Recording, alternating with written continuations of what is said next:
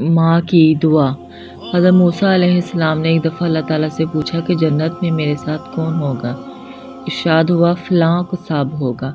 آپ کچھ حیران ہوئے اور اس قصاب کی تلاش میں چل پڑے۔ وہاں دیکھا تو ایک قصاب اپنی دکان میں گوشت بیچنے میں مصروف تھا۔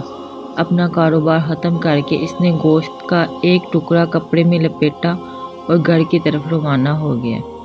حضرت موسیٰ علیہ السلام نے اس قصائی کے گھر کے بارے میں مزید کچھ جاننے کے لیے بطور مہمان گھر چلنے کی اجازت چاہی۔ گھر پہنچ کر قصائی نے گوشت کو پکایا، پھر روٹی پکا کر اس کے ٹکڑے شوربے میں نرم کیے اور دوسرے کمرے میں چلا گیا، جہاں ایک نہایت کمزور بڑھیا پلنگ پر لیٹی ہوئی تھی۔ قصاب نے بامشکل اسے سہارا دے کر اٹھایا اور ایک ایک لقمہ اس کے منہ میں دیتا رہا۔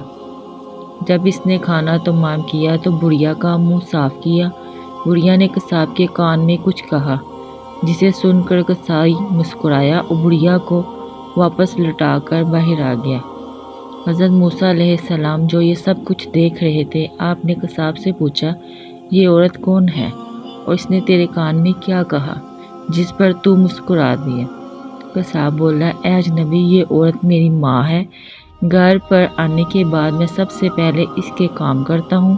یہ روز خوش ہو کر مجھے دعا دیتی ہے کہ اللہ تجھے جنت میں حضرت موسیٰ علیہ السلام کے ساتھ رکھے، جس پر میں مسکرا دیتا ہوں کہ بھلا میں کہاں اور موسیٰ کلیم اللہ کہاں۔